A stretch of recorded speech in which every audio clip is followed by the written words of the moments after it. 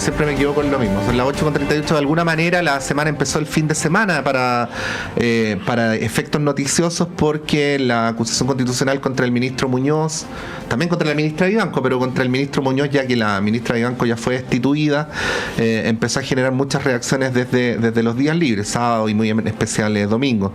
Pero hay otros temas además de este que vamos a tratar a continuación, y le damos la bienvenida como cada mañana a la editora general de nuestro departamento de prensa, Montserrat Rolano. ¿Cómo estás, Monse? Buenos días. Muy buenos días, muy bien. Qué bueno. Tú también. Sí, bien. Saludamos al diputado Jaime Mulet. Bienvenido, diputado. Muchas gracias, muy buenos días. Sí, muy buenos días, diputado de la Federación Regionalista Verde Social por la región de Atacama. Así es. Bueno, y mientras esperamos a nuestro segundo invitado, partamos nomás porque efectivamente la semana, sobre todo en el Congreso, se viene bien dura, bien intensa, con acusaciones constitucionales. Vamos a partir con eso. Está la de la ministra Vivanco, la del ministro, la ex ministra Vivanco, la de Jean-Pierre Matus, que también se ve en las próximas horas, pero la que más ha generado reacciones es la del ministro Sergio Muñoz, que este fin de semana, en una entrevista con el diario La Tercera, hizo sus descargos, podríamos decir, ¿no? Acusando una suerte de persecución política por fallos que él históricamente ha realizado. Esto, bueno, ha generado reacciones. Desde la oposición desmienten esta postura, y está ahí, veremos lo que va a ocurrir con el futuro del ministro Muñoz, con un resultado incierto en el Senado. Ya sabemos que en la Cámara se aprobó en este PAC, ¿no?, con la ministra Vivanco, pero hay algunos votos ahí que podrían inclinar la balanza para un lado u otro. Parto preguntándole, diputado, sobre los argumentos. Esto ya se votó en la Cámara, así que sobre los argumentos, ¿qué le parece? Usted votó en contra, entiendo, con todo el oficialismo, y lo que plantea el ministro Muñoz en esta entrevista, bien interesante, para que la puedan revisar también, que hay ciertas cosas. Mira, la verdad es que la acusación del ministro Muñoz es bien peculiar. En primer lugar, en su origen, el hecho de haberla incorporado a la derecha en forma paralela con la de Vivanco, por hechos que son absolutamente distintos. Eso generó un grave problema de interpretación en la propia Cámara de Diputados, que fue público, en torno a cómo votar dos acusaciones por hechos distintos, causas distintas, personas distintas, en un solo voto. Y fue toda una polémica, pero quedamos amarrados a una interpretación que hizo el secretario de la Cámara, que a mí me parece absolutamente rara, digamos, y desde el punto de vista del derecho penal, creo que abusiva. Tú no puedes acusar a dos personas por hechos distintos. Y si bien es cierto, una admisibilidad, porque el juicio lo ve el Senado, a mí no me pareció. Yo era partidario de aprobar la acusación de Vivanco y no la de Muñoz en la etapa de la Cámara de Diputados, pero al final preferí rechazar, digamos, porque allá va más injusto meter a una persona que creo inocente en esta etapa de una admisibilidad, una acusación constitucional, con otra que creo con mayor responsabilidad, que además estaba siendo en ese momento ya muy cuestionada la propia Corte Suprema, y preferí rechazar. Y además hay otra acusación contra Vivanco, que uno podía enmendar eso, digamos, más adelante en ese track, en ese proceso. Pero creo que hoy día, pasa, ¿cierto? Pasa al Senado, y el ministro hace una especie de defensa en una entrevista en un diario, ¿cierto?, que me parece interesante. Ahora creo que quizás no la debió haber hecho él, debió haber sido una entrevista que debió haber tenido su abogado, digamos, y a veces uno no es el mejor juez de sus propias causas, es una frase típica entre los abogados. Pero hay un gesto comunicacional y político de salir a dar la cara personalmente. Sí, eso es interesante. Yo estoy completamente de acuerdo con el fondo de esa entrevista. Si lo digo tácticamente, quizás no era necesario que lo sea él, te fijas tú. Pero, en fin, lo hizo. Es una entrevista muy contundente. No puedo dejar de decir eso. Lo planteo tácticamente porque creo que hay votos en el Senado que pueden molestar esa entrevista, no obstante su contenido, que yo comparto, porque es una entrevista donde él da sus razones, te fijas, se hace una defensa muy dura, muy clara, que yo comparto, pero que hay un sector, yo diría, de 2 o 3 senadores que pueden ser esenciales en el proceso de votación y que creo que puede molestar, digamos, porque hay una entrevista, o la entrevista tiene en alguna manera un contenido, si usted quiere, de fondo, que hay una disquisición de orden político, digamos, que hace el magistrado. Ahora, yo creo que esta acusación, para ser bien claro, debiera rechazarse en el Senado, pero no sé lo que va a pasar. A mí me parece impropia desde el origen. Son hechos que ocurrieron hace bastante tiempo atrás, que eran conocidos por toda la opinión pública, que él ha desmentido personalmente y también en la Cámara a través del abogado de manera clara, a mi juicio, pero creo que el trasfondo se da en la discusión pública que ha habido también con el rector Peña, donde hay una postura donde Peña critica la forma como hace la sentencia o como falla Muñoz, y hay un trasfondo al final político, políticos de política pública me refiero, no partidista.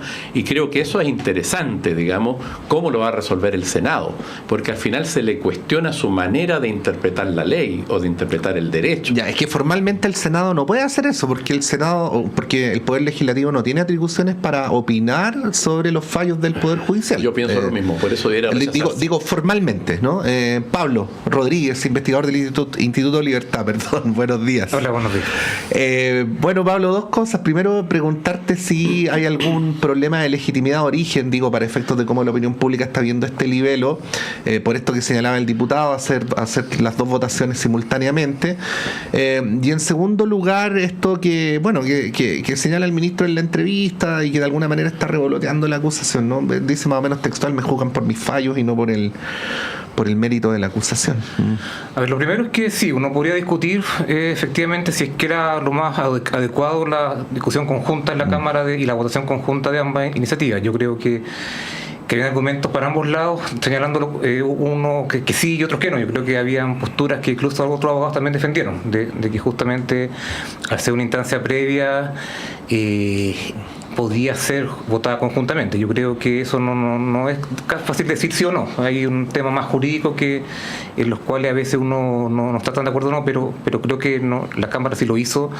Creo que estuvo bien. O sea, los secretarios de las corporaciones actúan de acuerdo a sus reglamentos, a la Constitución, y por lo tanto, aunque uno puede discutir a veces la interpretación de algunas cosas, uno podría pensar que no podría pensar que hay una intencionalidad detrás. A lo mejor un error o no, pero creo que se puede hacer.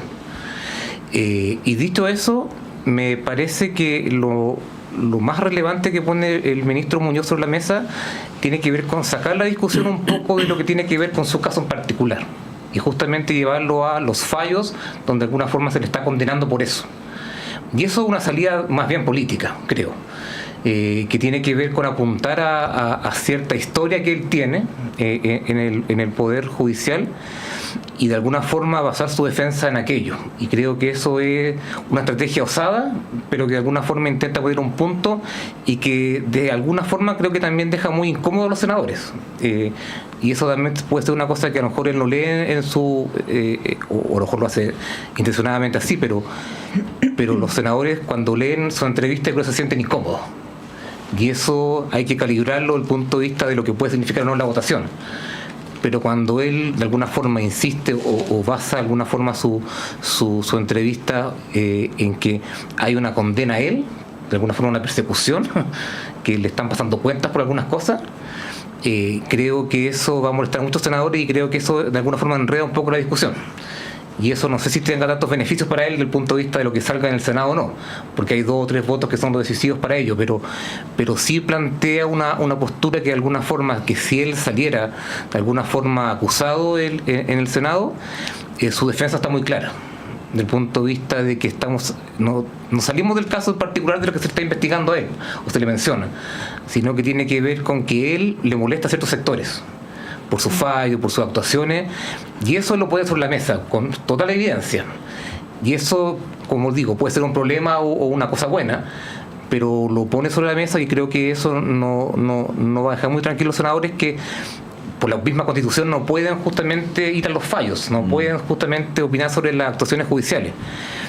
Pero lo que hace el juez Muñoz en definitiva es un punto muy político y que creo que eso tiene consecuencias en lo que los senadores van a evaluar.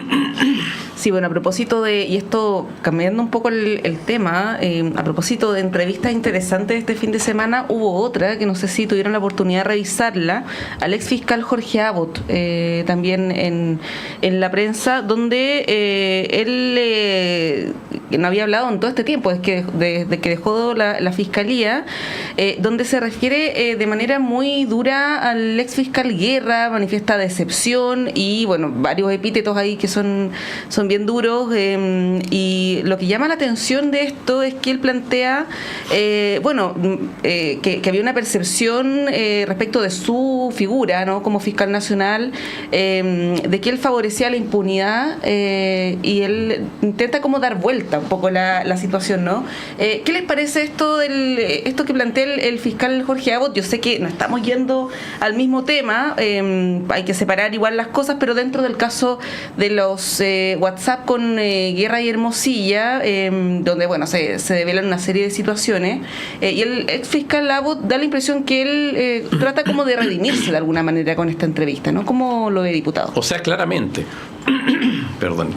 él trata de redimirse. Él salió muy criticado, ¿cierto? Y su administración del Ministerio Público fue muy criticada. Creo que aprovecha la oportunidad como para, ¿cierto?, tratar de justificar, y salió como dolido, se nota en la entrevista, que está obviamente tratando de reivindicarse como, digamos, como funcionario, como persona, incluso uno puede pensarlo. Creo que eso evidencia, mire, la entrevista de Abbott, yo hay una entrevista mediocre en general, no tiene altura, digamos, defiende una postura personal que uno puede entender como legítima, pero no hay una mirada clara de lo que él piensa que debe ser el Ministerio Público, sino que más bien pasa la cuenta a quienes seguramente lo agredieron mientras él era, o habían ciertos bandos, uno deduce de esto, algunos estaban con él, otros no. Entonces es una entrevista más bien, diría yo, del dolor, que no tiene mucha altura desde el punto de vista de lo que debiera ser un ex fiscal nacional a mi juicio. Y evidencia la crisis del Ministerio Público, la crisis grave que tiene el Ministerio Público en su dirección, diría yo. Por eso que hemos propuesto, y aprovecho de decirlo, una reforma constitucional para crear el Consejo Nacional de la Investigación Criminal. Estamos elaborando esa propuesta con la idea de que haya un órgano superior sobre el Ministerio Público que esté a cargo de fijar la política nacional de persecución contra el crimen y que tenga además la corrección, la vía correccional y disciplinaria respecto de los fiscales nacionales y fiscales regionales. Se fija que alguien los fiscalice. Creo que evidencia la entrevista de la crisis, que cuando estaba él había una ruptura adentro o bandos adentro que él no la controlaba. Entonces hay un problema que se evidencia también con lo que pasa con Guerra, lo que ha pasado hoy día con el fiscal Valencia, donde hay una situación, creo que deja en muy mal pie al Ministerio Público en general. Por eso creo que es importante abordar el tema desde esa perspectiva, más allá de la expresión del dolor, del decir, mire, ellos eran los corruptos y no yo. Ellos estaban arreglando las cosas y yo estaba tratando que efectivamente haya justicia. Yo logré que al menos se condene a SQM y con eso a la persona jurídica, y con eso el Estado pudo llegar a un acuerdo hoy día Codelco con SQM, si no se hubiera podido. O sea, una serie de hipótesis donde justifica, yo creo, una mala gestión también de parte de él y un problema no solo de clima, sino que yo diría de institucionalidad que no ha logrado plasmarse y que hoy día genera obviamente incertidumbre en todos los sectores. Sí, en esa misma línea yo sugiero que le recuperemos la capacidad de asombro para tomarle el peso a que un ex fiscal nacional de una entrevista donde, parafraseándolo, dice: la gente dice que el corrupto soy yo, pero en realidad el corrupto es Guerra, ¿no? O sea, ya es grave porque de alguna manera el mismo Abbott da cuenta de que hay una afectación no solo a su persona, sino al prestigio del cargo instalada. Y luego viene este periodo de acusaciones constitucionales contra ministros de la Corte Suprema, Pablo, que para reconocerlo, ¿no? La acusación de Muñoz es extemporánea, o sea, aparece... Esta es una descripción, aparece a propósito de Vivanco, o sea, lo que en realidad tiene un correlato temporal en lo de Vivanco, y de repente alguien dijo, agreguemos a Muñoz al... entonces hay todo un halo respecto a lo de mañana, que si finalmente el ministro es destituido de la Corte Suprema, va a quedar, ¿no? Va a quedar, a mí no me cabe duda a priori que si el ministro Muñoz pierde mañana en el Senado, va a ir a la Corte Interamericana de Derechos Humanos y es probable que, no es muy rápido esto, pero es probable que en 5 o 6 años más salga un fallo contrario al Estado de Chile y así sucesivamente. Bueno, ¿cómo ves tú el peso de la responsabilidad que tiene la votación de mañana? Porque yo entiendo que haya ministros que generan más simpatía o menos simpatía en algunos sectores, pero aquí hay dos cuestiones, ¿no? Por un lado, el tema de lo que se le acusa, pero por el otro lado, si aquello de lo que se le acusa fuese cierto, ¿no? Si aquello amerita realmente una destitución o más bien amerita sanciones de carácter administrativo, ¿no? Pero el notable abandono de deberes tiene que ser algo importante. Sí, a ver, varias cosas. Creo que algo también lo que mencionó el diputado. Me parece que en general lo que está pasando tiene que ver con buscar, algunos lavarse las manos y otros de alguna forma buscar chivos expiatorios muy evidentes. Cuando la Corte remueve con total unanimidad a la ministra Vivanco, no solamente es importante que de alguna forma la señal que se da, sino que también tiene que ver con que hay un alineamiento de una institución respecto a algo, y que se le indica a ella como la responsable de todos los males, por alguna forma. Lo mismo pasa con el fiscal Guerra y la entrevista del ex fiscal Abbott. Es el responsable fiscal Guerra y él el que tiene que de alguna forma sufrir las consecuencias de todo lo que estamos discutiendo. Y eso es muy grave porque de alguna forma cuando las instituciones deciden de alguna forma de soltar a los suyos y juzgarlos muy severamente, eso algo está diciendo. En otra época a lo mejor no hubiéramos contentado, por decirlo de alguna forma, con esas cabezas, pero parece que no están los tiempos para aquello. Entonces creo que eso es importante también mencionarlo, porque puede ser que en estos debates se pierdan un poco la responsabilidad o no de las personas. Dicho eso, a mí me parece que si bien son de naturaleza distinta en cómo el Senado tiene que resolver frente a los distintos casos que tiene, me parece que aquí ahora es el Congreso el que está haciendo lo mismo que de alguna forma hizo la Corte Suprema y que de alguna forma hizo también el fiscal Abbott. ¿En qué sentido? En que está buscando justamente una responsabilidad y un nombre claro, relevante, para pasarle cuentas. Y eso se percibe con total evidencia en lo que tiene que ver con Vivanco, en el sentido de hacerla responsable de todas las cosas que se le asignan, pero también respecto a una señal política, en particular de Muñoz. Entonces creo que se combinan ambas cosas, que hay una discusión obviamente legítima respecto si efectivamente hay notable abandono de deberes, que es parte de lo que tienen que hacer los senadores en su respectiva instancia, pero también a lo que voy es que se están buscando figuras relevantes para dar señales políticas, justamente de cosas que no se pueden hacer. Y que aun cuando está este tema de lo que el juez Muñoz significa en sí mismo, hay una búsqueda también de buscar responsables de la crisis del Poder Judicial. Entonces, creo que cada institución, en resumen, cada institución está buscando a sus responsables en otros poderes. Y eso es grave, porque de alguna forma muchas veces cuando se busca esto, no todos los responsables salen a la luz. O sea, hay personas que de alguna forma se la llevan limpias, no son de alguna forma juzgadas. Y creo que en ese contexto están jugando todas las instituciones, o sea, no solamente el Senado el que lo hace, sino que la Corte Suprema, el fiscal nacional, es el ex fiscal nacional, están buscando de alguna forma conducir la crisis hacia una parte. Y creo que eso por sí mismo lleva que hayan responsables claros de ciertas actuaciones, aun cuando la ministra Vivanco nunca sea, no sé, procesada o no sé, o el ministro Muñoz no salga nada, no pase nada con la causa que se le adjudica. Hay temas que tienen que ver con las instituciones que se están defendiendo de alguna forma. Las instituciones que las lideran están buscando justamente personas responsables para destacarle a ellos los problemas y de alguna forma a ellos limpiarse un poco. Y creo que eso lo estamos viendo en cada una de estas escenas. Y eso es lo complejo, porque todos están jugando a lo mismo. Todos están buscando más o menos un objetivo similar, y eso creo que es problemático. Bien, les propongo que hagamos una pausa, la vuelta. Tenemos hartos temas para conversar y analizar. Uno de ellos es un tema que va a tomar harta fuerza durante esta semana, que es el 5º aniversario del estallido social. Hoy continúa la audiencia de formalización contra el ex general Ricardo Yáñez, entre otros representantes de la institución, justamente por lo ocurrido esas semanas posteriores al 18 de octubre. En el caso, lo hemos hablado aquí, Pablo, hartas veces, en el caso del general Yáñez, por los posibles eventuales delitos de omisión, ¿no?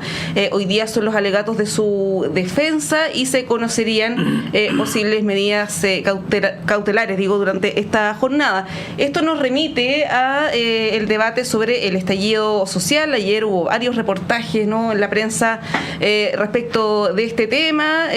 Hay análisis, por ejemplo, voy a citar al hijo del expresidente Piñera, que plantea Cristóbal Piñera, que señala que el tiempo en el fondo le ha dado la razón a su padre después de estos 5 años de cómo condujo la crisis, algo que es evidentemente debatible. Son las 8:59, hacemos un breve corte y a la vuelta seguimos conversando este y otros temas.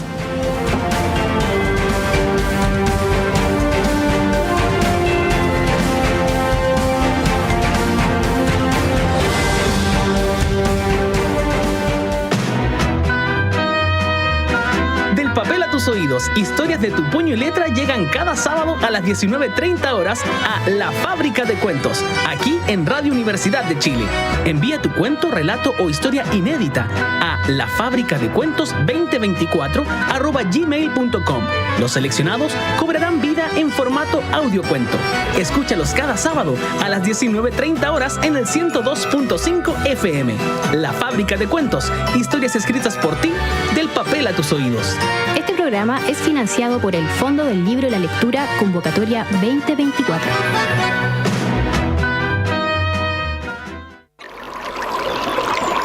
Aguas Trayén o Cascada en Mapudungún es la mejor agua purificada con tecnología de última generación. Para más información, visite su página web www.aguastrayen.com.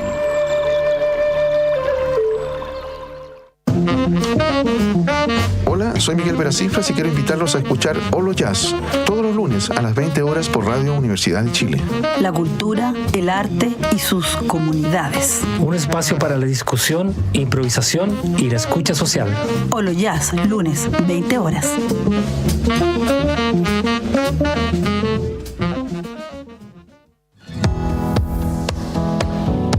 ¿Pensabas que la sexualidad era solo cosa de jóvenes? Las Vueltas de la Vida, un programa que desafía los estereotipos y nos invita a explorar la sexualidad en las personas mayores. Hola amigos y amigas, soy Johnny Acevedo Ayala, profesor asociado de la Facultad de Medicina de la Universidad de Chile, y les invito a escuchar cada martes a las 11 de la mañana Las Vueltas de la Vida, sexualidad de las personas mayores. Prepárate para una mirada sincera y reveladora sobre un tema que nos concierne a todos y todas. Sala Máster de Radio Universidad de Chile presenta... Sala Máster presenta por primera vez en este escenario el sábado 26 de octubre a las 19:30 horas al cantautor y productor nacional Nando García. Les queremos invitar a disfrutar y descubrir los sonidos de este músico oriundo de los Andes que se ha caracterizado por una búsqueda sonora ligada al folk y a la música alternativa este 26 de octubre a las 19:30 horas. Sus 2 trabajos publicados, Tripa o Cable en 2020 y Pirueta al año siguiente, exploran temáticas como el fracaso, la inseguridad, la homosexualidad y también la muerte.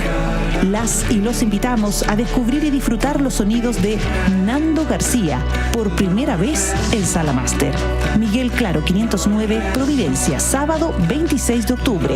Apertura de puertas 19:30 horas. Inicio del concierto 20 horas en punto. Entradas disponibles en portalticket.cl y más información en www.salamaster.cl.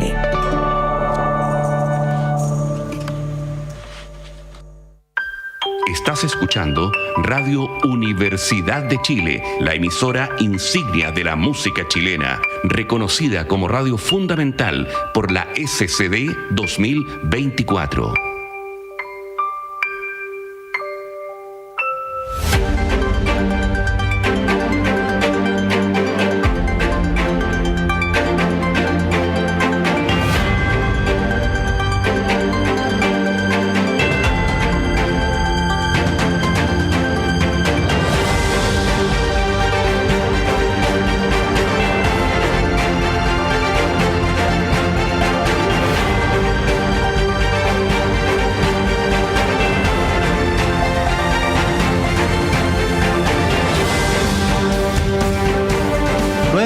Efectivamente, estamos en tierra derecha y tal como hace 5 años partió la cosa un sábado 12, desde el lunes 14 empezó a agudizarse y llegamos al viernes 18 con lo que ustedes recuerdan. Y no sé si se acuerdan, Monse, yo no estaba en Chile, pero luego lo conversamos harto. Ya en la mañana del 18 era, o sea, se veía que había un clima de bastante crispación, pero nadie previó lo que iba a terminar ocurriendo desde la hora de almuerzo en adelante, ¿no? Así que fue un hecho sorpresivo dentro del mismo día, me atrevería a decir, y luego se produjo un fenómeno que obviamente remeció al país. Yo decía antes, sin querer imponerle nada a nadie, que el tema del estallido es complejo de suyo, ¿no? Así es que de repente uno debería huir de las conclusiones simplistas o unidimensionales, pero sin lugar a dudas esta semana va a haber una disputa de narrativas interesante.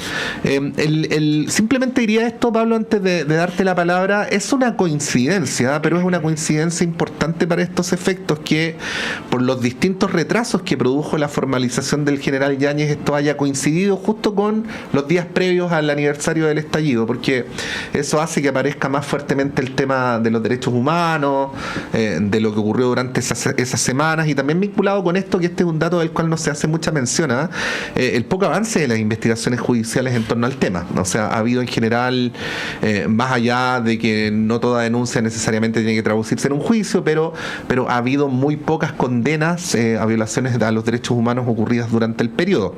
Y por el otro lado está esta otra dimensión de las percepciones, que también la hablábamos en la pausa, la encuesta a la que se hacía mención de cómo, según la encuesta, hay un porcentaje decreciente de adhesión al estallido, menos personas que se sienten identificadas, y las razones... Eso lo mencioné en la pausa, así que no se lo dijimos a los auditores. Estábamos hablando de la encuesta Criteria que salió el día de ayer y también la encuesta CEP. Encuesta Criteria que salió el día de ayer y que salió en el Mercurio, ¿no? Y bueno, y la encuesta CEP, que la dimos cuenta hace algunos días también, que dice lo mismo y que por lo tanto ustedes la pueden consultar. Y las razones por las cuales esas cosas van ocurriendo con el paso del tiempo. Pablo. Hablábamos que es muy interesante justamente estos cambios en las percepciones de las personas, que a mí lo que me llama la atención no es solamente que haya menos apoyo a lo que haya ocurrido, sino que muy probablemente que gente que estuvo a favor de las protestas de la movilización del 2019 hoy día está en contra, y no solo está en contra, sino que además dice no haberlas apoyado. Como que reniega de su apoyo. Y eso es muy significativo también de cómo actúan las personas, y contradictorio, y muestra de alguna forma la naturaleza de nosotros mismos, pero creo que eso es interesante analizarlo, porque tiene que ver con los apoyos de las manifestaciones, tiene que ver con lo que causó.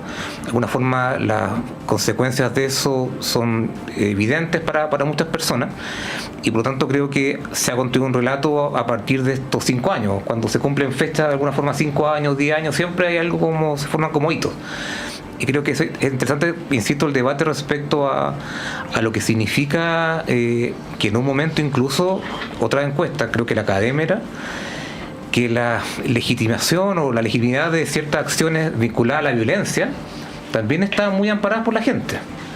Obviamente no las cosas más grandes, pero por ejemplo interrumpir las calles, hacer otros tipos de acciones un poco más con más violencia desde ahí para arriba, la gente las justificaba. Yo eso, si tú le preguntabas a la gente, o las mismas encuestas que hoy día preguntan, tampoco lo haría. Entonces, yo recuerdo también alguna encuesta, incluso esto del que baila pasa, que era muy violento para las personas, que uno lo veía violento en ese momento, también era aceptado socialmente. No por el 90% de la población, obviamente, pero había una parte muy importante de la gente que decía que eran prácticas que estaban bien. Y por lo tanto, en ese contexto, en esa crisis que estuvimos viendo, de alguna forma hubo legitimidad para las cosas que no se permiten normalmente. Y creo que la gente hoy día lo percibe con más claridad de que hace 5 años. Y eso tiene que ver con ciertas formas de expresarse que no tienen que ver con la manifestación pacífica o ciudadana, sino que tiene que ver con que una condena muy clara a la violencia que significó esos hechos. Y eso creo que hoy día se lee con mucha mayor claridad que hace 5 años. Eso no estaba tan claro. Si la crisis fue tan potente, fue porque de alguna forma se remecieron ciertas estructuras en ese momento. Y hoy día creo que la gente, sacadas las conclusiones respectivas, creo que tiene una lectura distinta de aquello.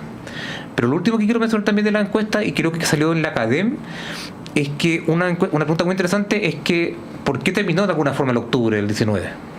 ¿Por qué de alguna forma hubo este fin a las protestas y movilizaciones?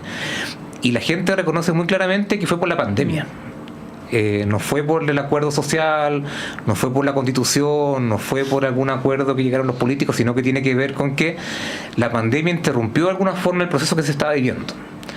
Y eso tiene implicancias fuertes, porque significa que esto pudo haber continuado el 2020 con otras ramificaciones, con otras expresiones, y que por lo tanto lo que se denomina peyorativamente como octubrismo no murió del todo, no fue agotado del todo, sino que permanece para algunos sectores, en el sentido de que si no hubiera habido pandemia, probablemente las movilizaciones se hubieran de alguna forma agudizado nuevamente en marzo del 2020.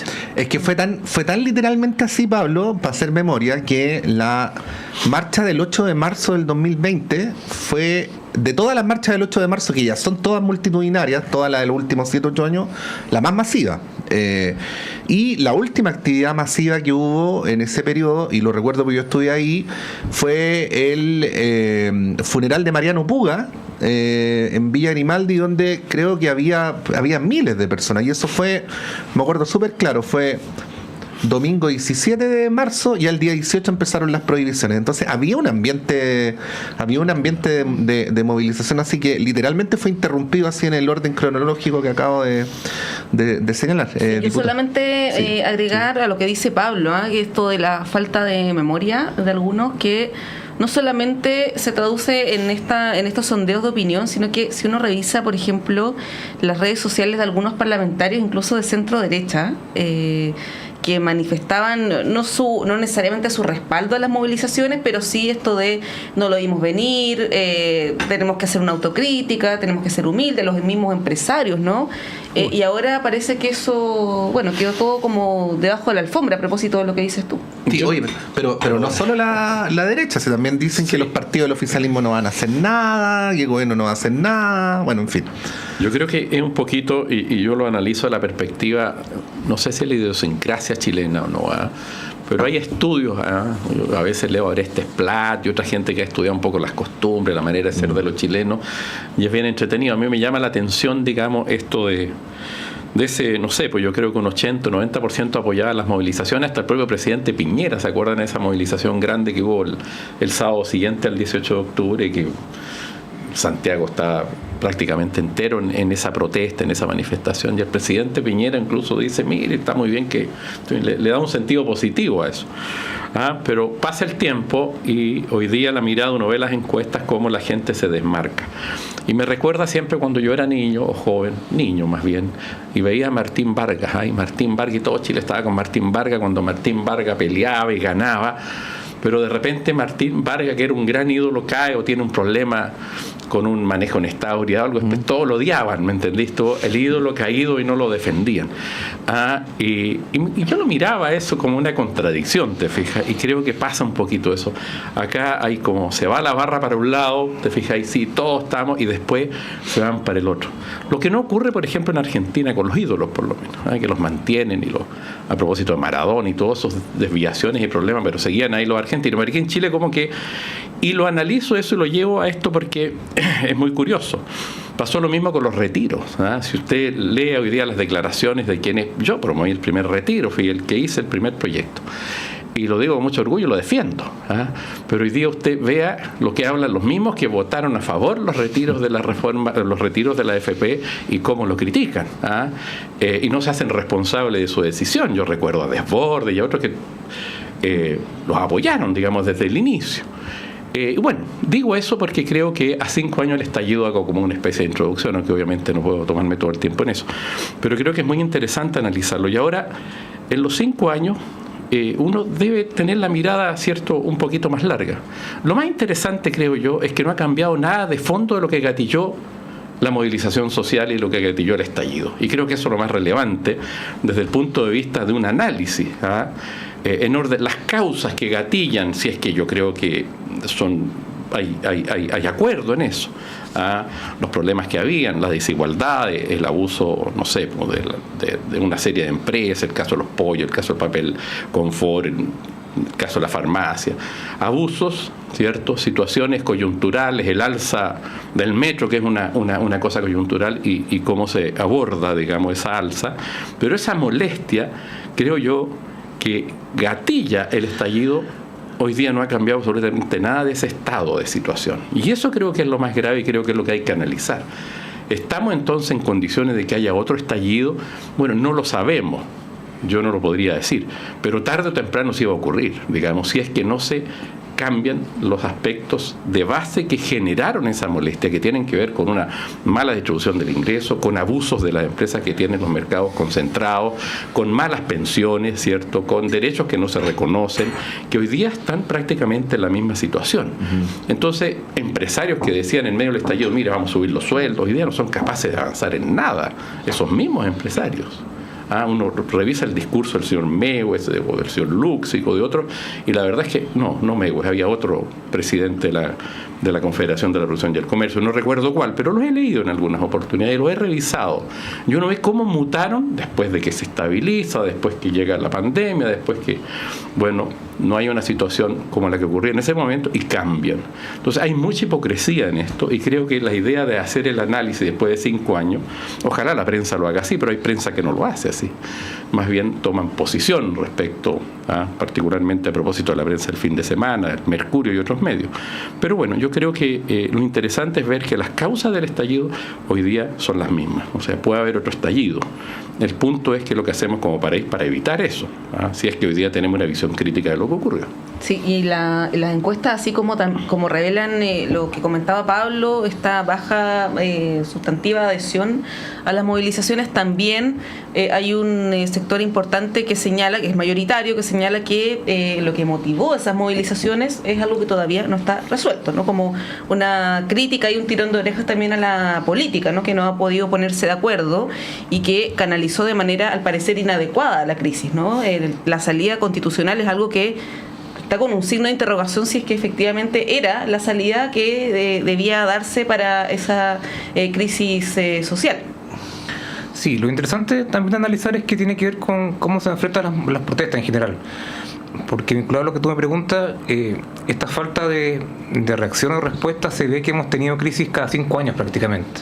2006, 2011, después 2016 con las protestas más medioambientales, sociales, terminamos 2019. Entonces el país ha vivido prácticamente 2 décadas o cerca de eso, cerca de mucha protesta y a lo mejor para la gente que ha impulsado esta iniciativa de poco resultado. Y eso eso te trae algún problema en algún momento, te pasa la cuenta también. Yo quiero señalar que si bien el escenario general de lo que ocurría en el 2019 no ha cambiado tanto, yo sí quiero rescatar, por ejemplo, que en tema de pensiones, aun cuando sea insuficiente, la PGU es relevante. O sea, hay algunas cosas las cuales rescatar. La PGU me podrán decir que todavía es insuficiente para las personas, pero es un avance significativo en términos de política social. Todavía falta reforma grande de pensiones, pero algo se ha hecho. Incluso este gobierno que lo que más ha señalado como celebración, que son las 40 horas, el sueldo mínimo, también son expresiones de lo que la gente en ese momento discutía o pedía, de alguna forma una cierta realidad social distinta. Insisto que alguien me puede decir que son insuficientes, pero el país no está igual que hace 5 años en esos temas. y además ha habido consecuencias económicas y sociales de la pandemia y todavía que no se recuperan totalmente. Entonces, es que hay una idea que el país está peor, que es muy mayoritaria, que hace 5 años. Sí, es que a lo que voy es con eso, que de alguna forma esta percepción de que todo sigue igual o está peor, creo que tiene que ver con una crítica al sistema político en su conjunto, que tiene que ver con una crítica también a la economía, sí, a los líderes de alguna forma que están en cada una del área relevante de la sociedad. Entonces, creo que si bien ellos no han hecho la autocrítica respectiva y hoy día mejor tiene un discurso distinto al 2019, creo que lo que se está de alguna forma englobando aquí tiene que ver con que la gente está muy disconforme con quienes nos gobiernan. Sí. Independiente del color político. Es que se iba a decir, porque una cosa es que uno diga que en los últimos 5 años el país está peor, y otra es que diga que es culpa del estallido social. O sea, digo, las personas lo pueden pensar, pero si uno trata de analizar razonablemente, si es que las encuestas dicen que la principal preocupación de la ciudadanía es la seguridad, los temas de seguridad no tienen nada que ver con el estallido social. Luego, si hablamos de la situación macroeconómica, si bien hubo algunos efectos macroeconómicos, especialmente en aquellas semanas en que las calles estuvieron tomadas por los manifestantes, el principal efecto macroeconómico que tuvimos se debe a la pandemia, a la crisis económica mundial y en particular a la inflación del año 2021-2022, que no me acuerdo ahora, pero que fue bastante alta. Y así sucesivamente, es decir, en estos últimos 5 años no solamente ocurrió el estallido social, han ocurrido muchas cosas, ¿no? Por lo tanto, se haría necesario, más allá de que las personas pueden opinar como quieran, ¿no? A la hora de decir estamos peor o menor o mejor que hace 5 años, diseccionar cuáles son los factores que nos llevan a la situación en la que estamos ahora. Yo creo que estamos sin duda en deuda, digamos, con la ciudadanía. Yo creo que desde quienes gobiernan, analizamos en el espacio anterior la situación que pasa con el Ministerio Público, la situación que pasa con los tribunales, con el Poder Judicial, ¿cierto? La situación que pasa en el Parlamento, la visión que tiene la gente del Parlamento, y yo creo que evidentemente el país no ha sido capaz de resolver o estabilizar el sistema, a lo mejor coincidiendo con Pablo los últimos 15 o 20 años. Él habla de protestas o manifestaciones duras cada 5 años, digamos. Y creo que ahí hay una deuda, más allá de las deudas socioeconómicas, que si bien es cierto, siempre están, y yo obviamente las comparto, digamos, que no se han hecho esos cambios estructurales, pero también desde el sistema político. Creo yo que no ha podido abordar con inteligencia y con capacidad eso efectivo cierto nivel de estabilización, diría, no de orden, que no me gusta tanto esa palabra, sino que de estabilización. Y hay cierta distancia, obviamente, de la gente. Uno lo ve en la encuesta de todas las instituciones, digamos, o sea, no se salva prácticamente ninguna de las instituciones de poder, me refiero, del aparato del Estado, el Poder Judicial, que antes era relativamente valorado positivamente. Hoy día estamos en una situación muy compleja. Creo que hay un desafío enorme al mundo político, y creo que ese desafío no se ha sido capaz, no hemos sido, me incluyo, soy parte de un poder del Estado, de resolverlo inteligentemente. Y creo que ahí está el desafío. Yo espero que en esta elección presidencial que vamos a tener el próximo año, ¿cierto?, que ya están partiendo algunos en competencia, creo que es la oportunidad de ofrecer al país con más claridad ese debate, para que la ciudadanía obviamente lo incorpore y vaya y tome una decisión también en ese sentido. Creo que ahí hay una deuda y que tiene que ver con lo que pasa en cada una de las instituciones y con la molestia de la ciudadanía. Ahora, esperamos que en este debate presidencial que se viene el próximo año, yo creo eso se adopte o se vea, o se discuta de fondo. Pero hay un nivel de inestabilidad durante mucho tiempo que hay que tratar de resolver. Ahora, ¿cómo? Bueno, cada uno puede tener su visión. Yo creo que base importante de eso tiene que ver con las causas del estallido, que fue obviamente las manifestaciones más masivas y más complejas y más duras de los últimos 20 años. Entonces, mientras no se resuelvan también esas situaciones de orden social, económico-social, las desigualdades que tiene Chile, los abusos que ocurren, creo que vamos a tener siempre esta inestabilidad. Sí, a propósito del tema presidencial, Pablo, diputado Mulet, en un par de encuestas ha habido un resultado bien desfavorable para la centro derecha. José Antonio Cast hace rato que viene cayendo, pero llama la atención que Evelyn Matei haya bajado 7 puntos en la Academia y en otra la semana pasada que no recuerdo, que es sustantivo, por eso lo menciono, no va harto más allá del margen de error, digamos. Y yo no sé si lo atribuyes, Pablo, al tema de los escándalos del caso Audio, que evidentemente afectan más al sector de Evelyn Matei, a la falta también de explicaciones, a la falta de condena respecto de lo de Marcela Cubillos, ¿no?, en su momento, o lo atribuyes a quizás una falta de propuesta. A propósito de lo que dice el diputado Mulet, de la derecha no se le ve muy en una posición de estar proponiendo qué le va a ofrecer al país, ¿no?, en temas de pensiones, por ejemplo, de salud, de seguridad, entre otros, de educación, a propósito de la reforma al CAE. No se ve en una posición más bien proactiva o propositiva, sino más bien solamente cuestionando lo que hace el gobierno. Y respecto, pasar el link también con lo del estallido social, una posición mayoritaria que apunta a que esto fue un estallido delictual, ¿no? Cosa que sabemos que no fue así, pues si todos estuvimos hace 5 años y lo vimos, ¿no? ¿Cómo lo analizas desde el punto de vista de esta caída, que es una fotografía del momento, ¿no? Pero de Evelyn Matei, si ves alguna relación con eso. O sea, obviamente han sido semanas muy malas para la derecha, eso no se podría negar. Hay lo de Cubillo, lo de Hermosilla, los vínculos con posibles vínculos con Chadwick, que tenemos más delicados legalmente, obviamente ha tenido consecuencias, no se ha manejado de la mejor forma, de la mejor manera, y eso obviamente ha tenido un efecto en la encuesta. Y eso fue la Criteria también, fue en la Academia, y eso es parte de, pero creo que cuando lo empezamos a mirar desde el punto de vista de quién sube o quién baja, creo que no es tan relevante hoy día. Creo que la cifra más llamativa justamente de la Academia tiene que ver que si bien baja Matei, todos bajan 1, 2 puntos o 3 puntos. Claro. Y el no sabe, no responde, que el que no tiene candidato sube de 38 a 48. Claro, 10 puntos. Entonces, más allá que yo no puedo negar que hay una crisis ahí evidente lo que pasa con la derecha, hay una desconformidad muy importante de la gente buscando un liderazgo potente, un liderazgo que de alguna forma cambie esto.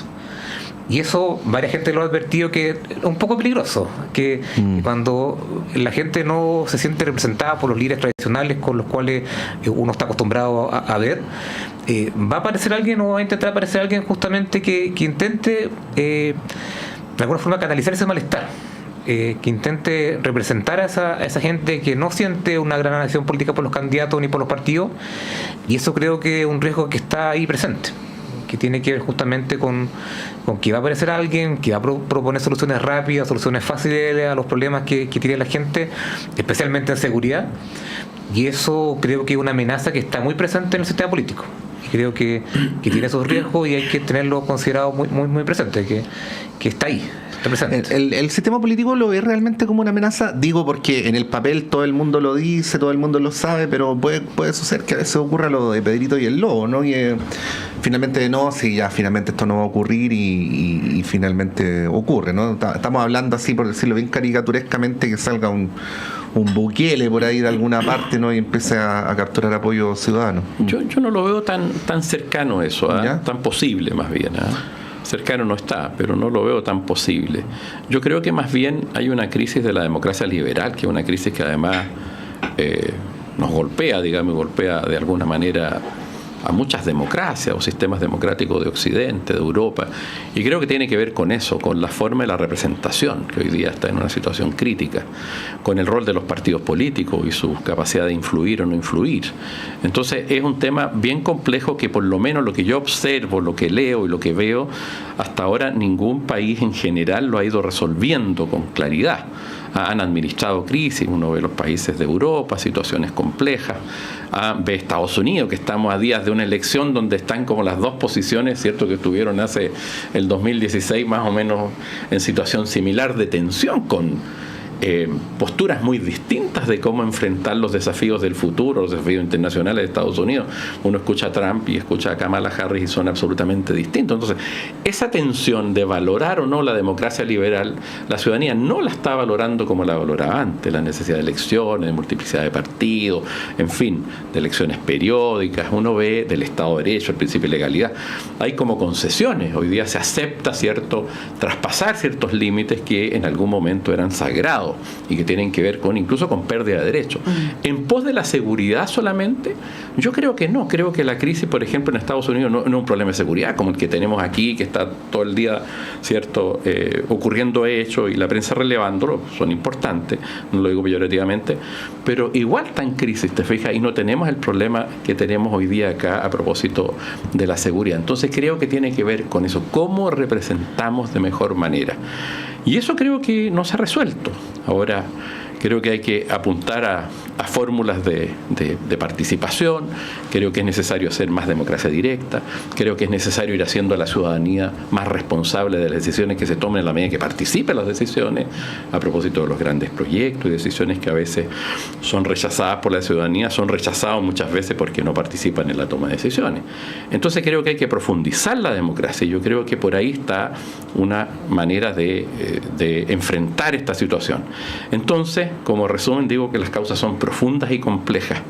No creo yo que esté Chile de cerca un Bukele o una salida de esa naturaleza. Creo que no. Y creo que tampoco la situación de Argentina, si usted quiere un Milei, que no es lo mismo, ¿cierto? Milei es un señor que exacerba la libertad individual, pero está en un marco que uno podría considerar democrático, ¿cierto? Hasta ahora, al menos. Entonces creo que la crisis del sistema y los partidos, ni acá ni en el mundo occidental aún han logrado un método para estabilizar el sistema o para renovarlo, para cambiarlo. Creo que eso es mi opinión. Bueno, vamos a estar muy pendientes de varios de los temas que hemos estado conversando que están en pleno desarrollo. Las acusaciones constitucionales en el Congreso. Mañana también se empieza a discutir en la Comisión de Educación la reforma al CAE. Las actividades que van a haber esta semana a propósito de los 5 años del estallido social.